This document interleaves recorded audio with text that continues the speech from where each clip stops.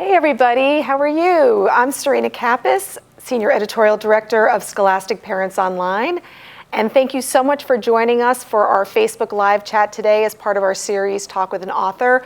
We are so thrilled to have our special guest today with us, Gordon Korman.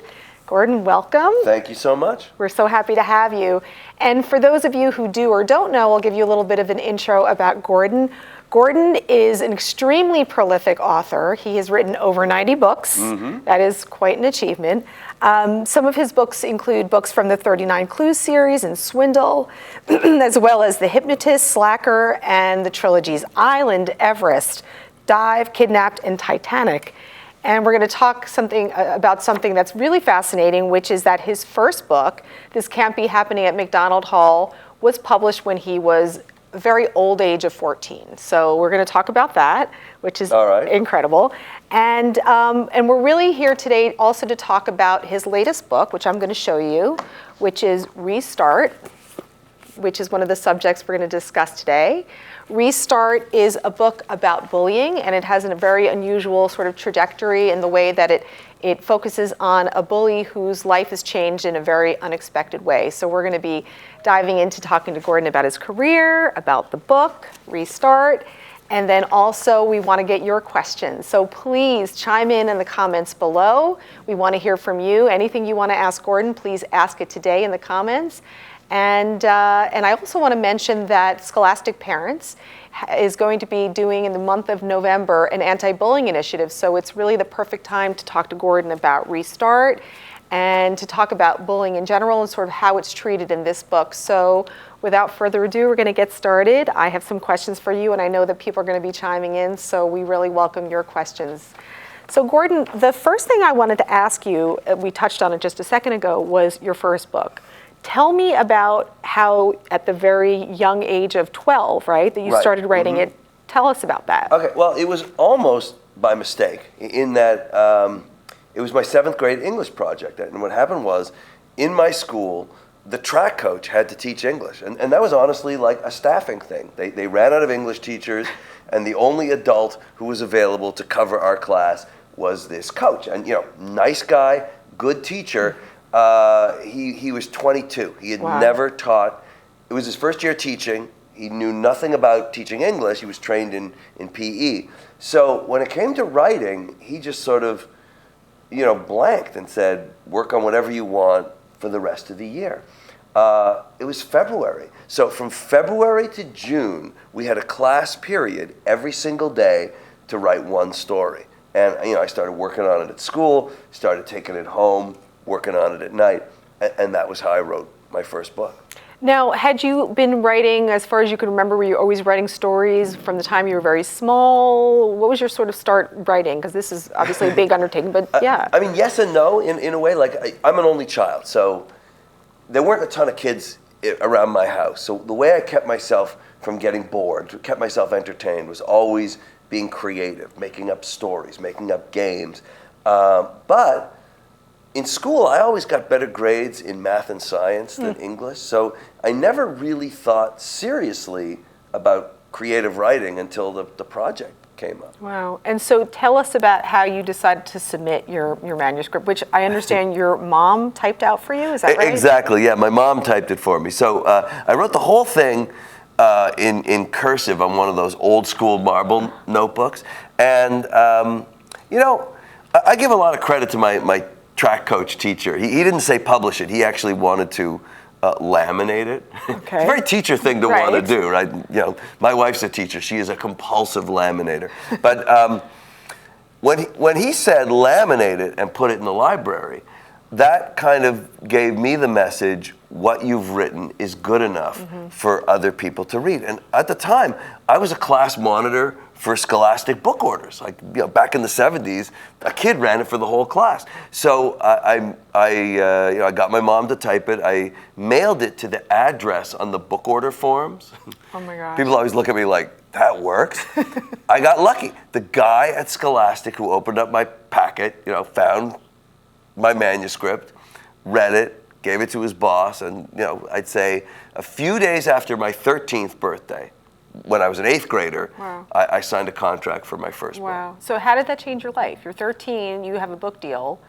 What, It was not what a huge happens? book deal. Okay, but it was still a book deal. It was great, you know. But the one thing that I would say that was odd was when I think back to that time, what I really remember is impatience, right? Because, you know, you talk about, okay, I wrote it when I was 12, I signed the contract when I was 13, it came out when I was 14.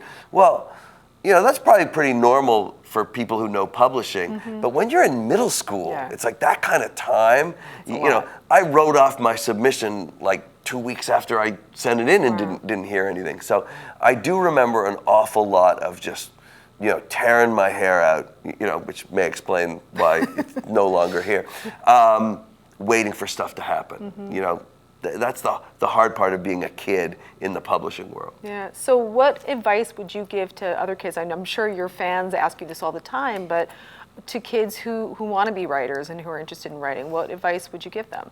Well, you know, read a lot is kind of the no-brainer, but for me, I would say make writing a part of your life. You know, you don't have to write a book. You know, keep a journal, keep a diary, blog, you know, or do none of those things and just always be working on a story or a poem or something. Just make it something that you do every day or almost every day. I think there's so many kids out there who love writing, but they have a sense of it's got to be perfect. They have this magnum opus that they're one day going to work on. And in the end, they see themselves as writers, but they never write. You know, when you're a writer, it's something you're always doing. I think a lot of kids have a lot of talent. I mean, I remember myself, you know, my own experience. I know I was not the greatest 7th grade writer of all time. It's just, you gotta do it. You gotta get your words down on paper. Yeah, just keep writing and keep practicing. And what about, so our audience, a lot of our audience is parents. So what would you tell parents who have kids who love to write or are aspiring writers? Well, I would say the same thing. You know, that enthusiasm you have for what your favorite series is or what your favorite even TV and movies and YouTube videos and whatever, like all that is really almost inextricably connected to creativity, right? Find what you love, find what's important to you, and just go with it. You know, there was an interesting quote on your website that I love, because the subject of your books are very varied, and obviously you haven't necessarily lived all these lives. And so on your website you wrote, "I'm not a sailor, a scuba diver, or a high-altitude mountaineer, and I certainly wasn't aboard the Titanic." Exactly how old do you think I am? Talk about the role of research in your writing. So, you know, talk to us about that. Well, it was a huge thing for me because, you know, I started writing so young that I relied a lot on personal experience since I was so close in age to my characters and my readers. But when I started writing, you know, kind of my adventure stuff, and I got a little bit older and that experience didn't work anymore, I had to do research to kind of replace the experience that I just didn't have. So my first adventure trilogy was the Island trilogy about kids who get shipwrecked. Well, where do you get shipwreck experience if you've never been shipwrecked before? And the answer to that for me was research. Research. So we have some questions coming in from the audience. I'm really thrilled. And if you're just joining us, we're here with Gordon Korman. We're talking about his writing career and his book Restart. So please keep your questions coming. And so we have a question right now from Lorena Vegas. This is Venegas, excuse me. And this is specifically about Restart and bullying. She says, "I had to stop teacher-to-student bullying this month in the classroom. Every Friday, 2nd graders take a math test, and teacher grades and lists student result from highest to lowest scores. The lowest scored students get bullied everywhere. Research, lunchroom. I wrote the school to remove the bulletin board immediately." This is an interesting question. Can you talk about systemic bullying in teaching and how to advocate for our kids? Wow, I mean that's a heavy question. It's a tricky question because, you know, we sort of are caught on this in this sort of balance between, you know, I mean, this sort of everybody gets a trophy world, you know, versus you know, these kinds of things where kids can sort of identify weaknesses in certain classmates in certain areas, and it's almost a natural instinct. I mean, I'm an only child, and seeing my kids grow up and the way the siblings, which is a relationship I don't know, the way they just have this instinct to kind of go after each other, it's really tough. On the other hand, as a teacher, you don't want to be sort of making it worse by sort of throwing the ammunition out there and giving kids a chance to sort of focus in on things that they might not otherwise focus in on.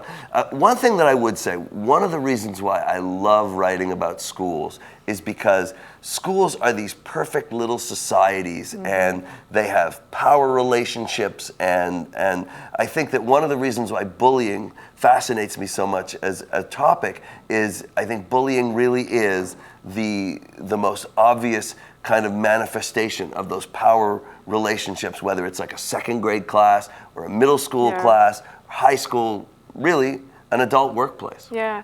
Well, that brings us to Restart, and I want to ask, so what was the impetus for, I'm going to keep showing you, but what was the impetus for writing the book? I would love it if I had this amazing sort of origin story for Restart, but I think, it's not based on an experience that I really had. I didn't know someone who had amnesia, but I've always just been fascinated by the topic of sort of nature versus nurture. What makes us who we are? And my what if was just, what if the worst kid in a school got a total do-over at his life? I mean, Chase Ambrose is not a nice person. He's a bully. 90% of the school is terrified of this kid. And what happens is he falls off his roof, lands on his head. He's okay, but he loses his memory. Total amnesia. And I guess the question for a kid like Chase that fascinated me was, would he just ultimately go back to being the kind of bully and kind of nasty person that he was to begin with? Or could this be his chance to restart his life and be a different kind of person? And so really what's I think very interesting about the book is it explores it from the vantage point not of the bullied, right, but of a bully. And so what is your thought process? I mean, ultimately at the end of the book, I mean, what do you think? I mean, or do people have that ability to make that change? And what did you kind of feel like you were saying in writing this book from this vantage point? Well, I mean, I had sort of an interesting experience writing it because my impulse was to tie everything up with a nice little bow. Oh, he used to be so mean. And now he's nice. But the real world just kind of rebelled against that. It just, that book would not allow itself to be written, right? Because Chase may not remember the person he used to be, but his football buddies are there. His big man on campus status is still there. The impulse to go back and resume the spot that he once held, it's all still there. And one of the things when you talk to school psychologists, they'll say all the time that that bullies almost feel pressure to bully, right? I mean, they're not particularly getting any happiness out of this either. And I think that I wanted to explore it not just from the perspective of the people that Chase bullied, but of Chase himself as he has to sort of fight against the gravity that's sucking him back into his old life and really choose to be a different kind of person. And you said it in the middle grade setting, right? So he's an 8th grader. So why that age in terms of bullying in the setting versus a high school or maybe even younger? Why was that particularly important? Why middle school? Yeah. I just love middle school. You do. And I think that, I mean, it's great because there is a certain amount of independence for middle school kids. They're constantly changing classes. They are constantly on their own.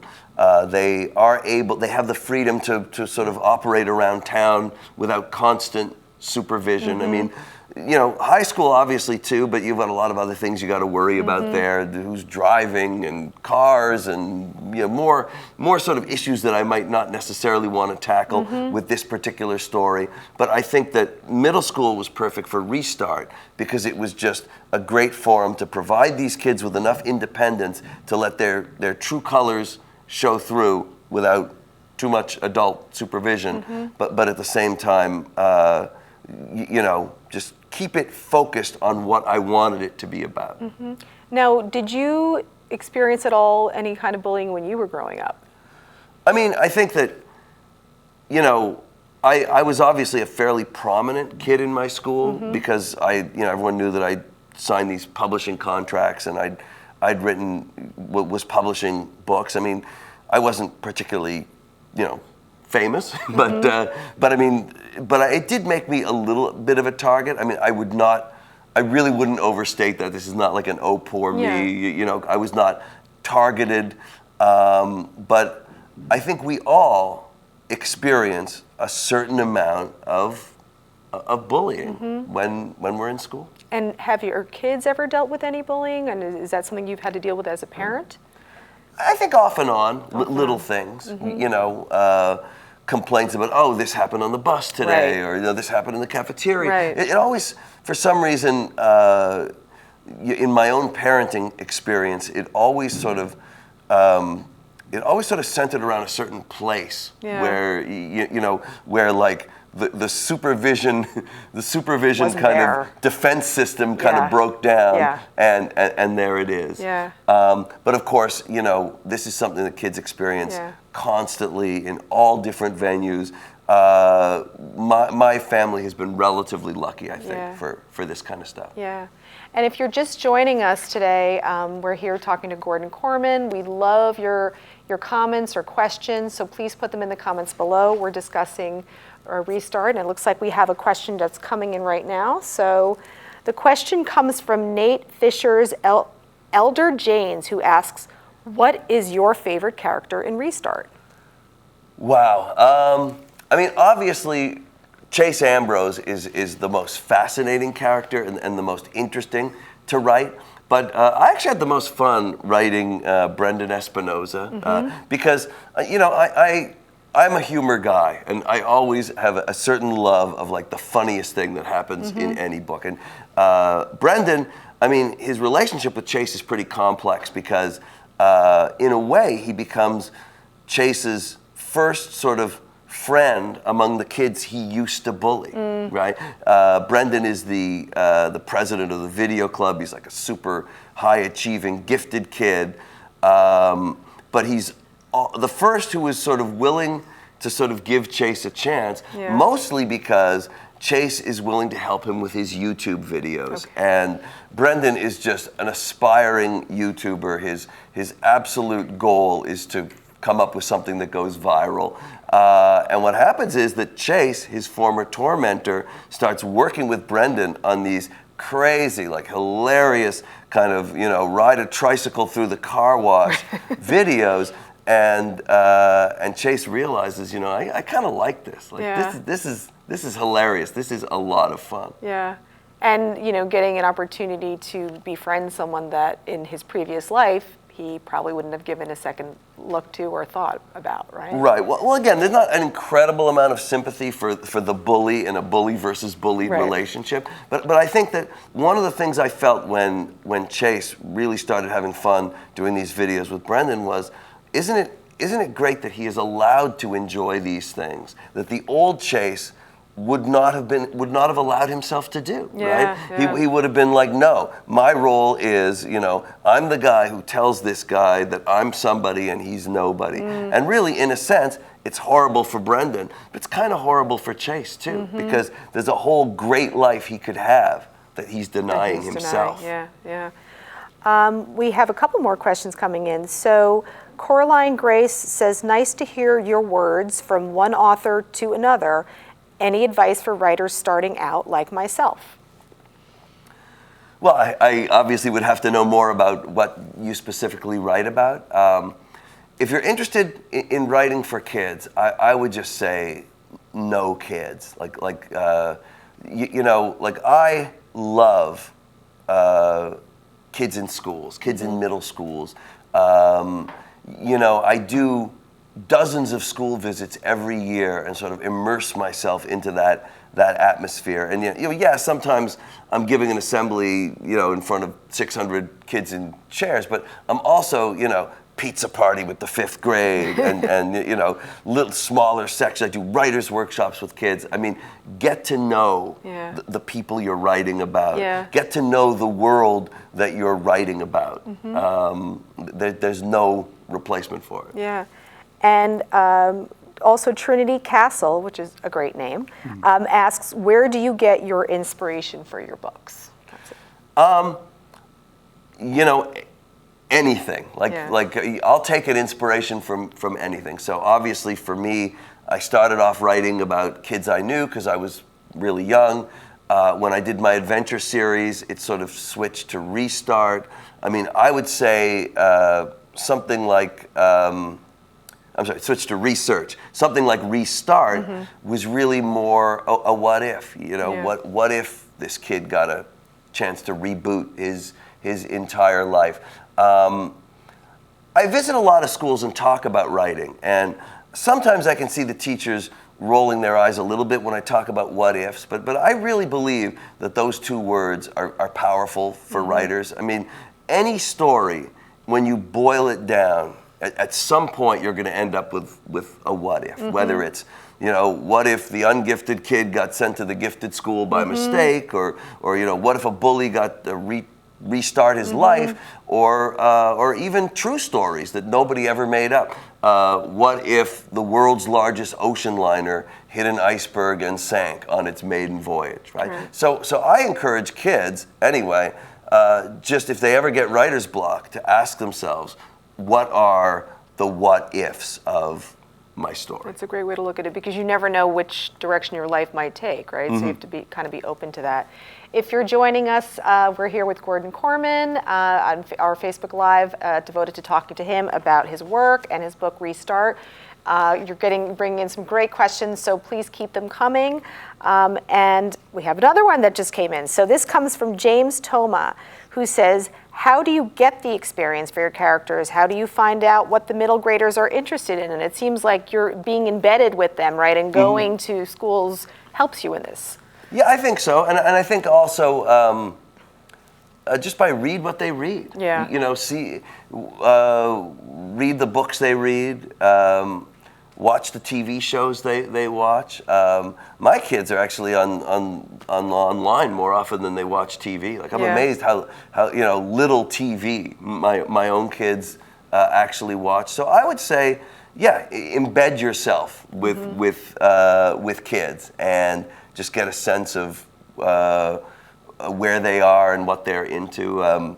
The late great Paula Danziger once told me that she got ideas by actually like going to the mall and sort of sitting in places where she could overhear teenagers' conversations, and that always stuck with me. You know, it's like the ideas are out there, and you just sort of have to kind of harvest them. Right, and capturing the rhythm and not pretending to know, but actually sort of getting, you know, into the thick of it with your characters.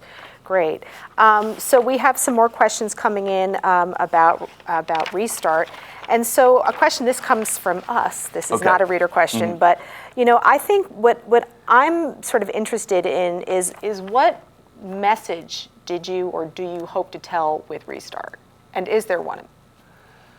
You know, I'm not a great message guy. Like for me, no one has ever finished one of my books and said, you know, now I know the meaning of life. Which is not to say that there are not messages to my books, but I think that if I become like obsessed with telling a message or delivering like a teachable moment, it's going to be lame, you know. and so, you know, I mean, if the message of Restart is bullying is bad, you know, I mean, how many people read Restart and don't already know that? Right. You know, so so I think that what I love to write about, the things that fascinate me when I look at my books, I see a lot of sort of tropes like, you know, kids who are outsiders, you know, being on the outside looking in, being sort of a little bit of a misfit, you know, whether it's, you know, the ungifted kid in the gifted school, or the former bully who suddenly is hanging out with the artsy kids,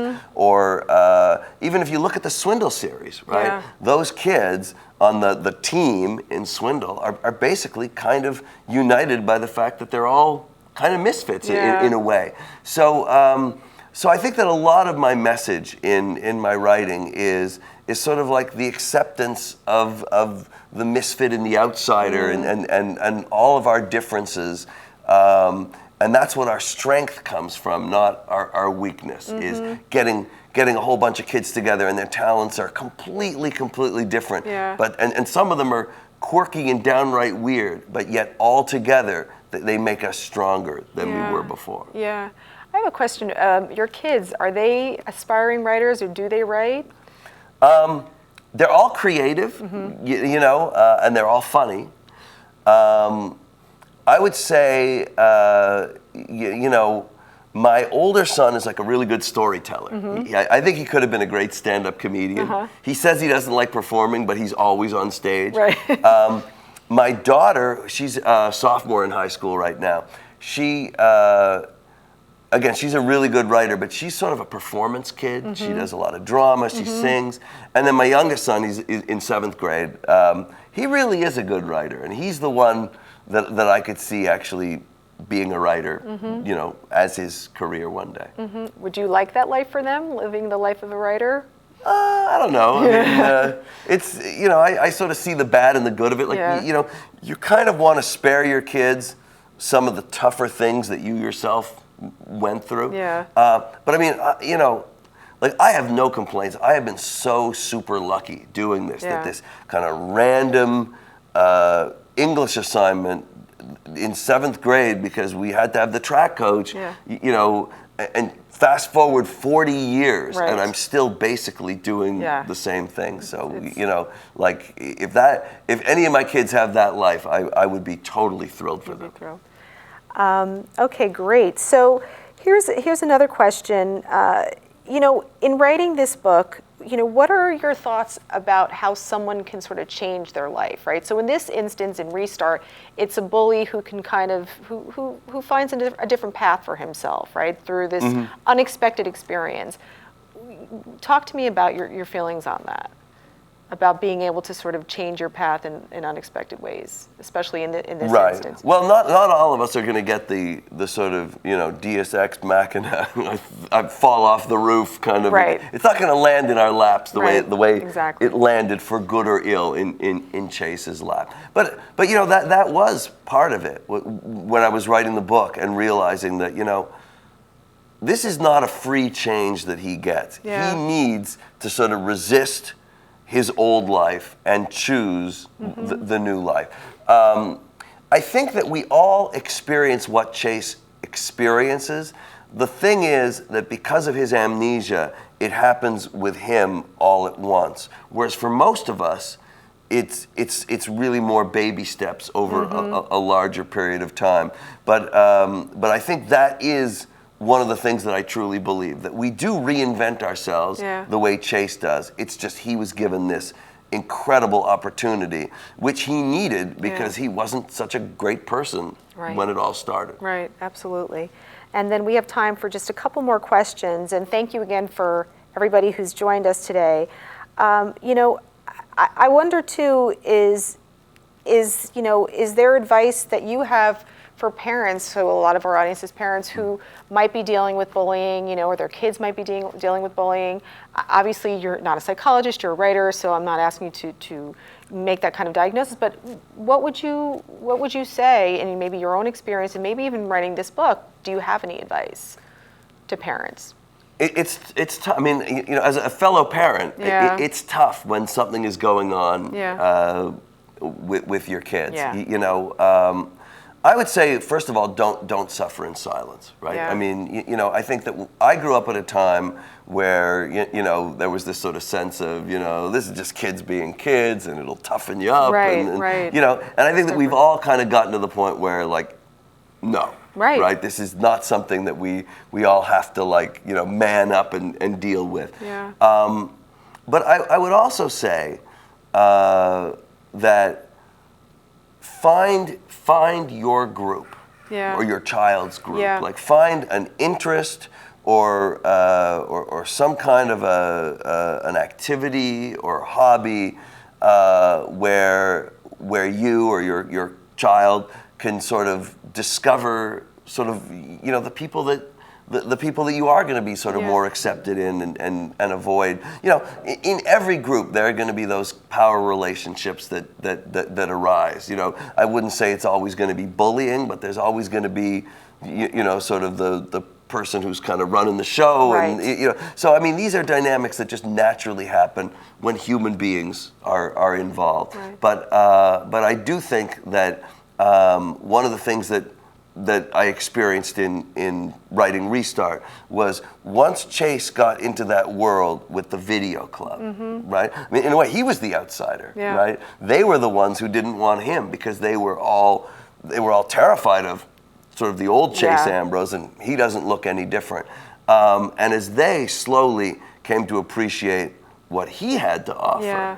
and their resistance to him for various reasons slowly started to break down. I think that is a fantastic opportunity that all kids have today, Yeah. to find a group of sort of interested kids who share some sort of hobby or activity. I really recommend it. Yeah, yeah. Well, thank you so much for joining us today. We really appreciate it. Gordon Korman was our very special guest. Thank you for joining us, and we'll be posting this video on Scholastic Parents on our website with book lists and more about Gordon. So thank you, everybody, for joining us, for your questions, and I hope you have a wonderful day. Thanks. Thank you.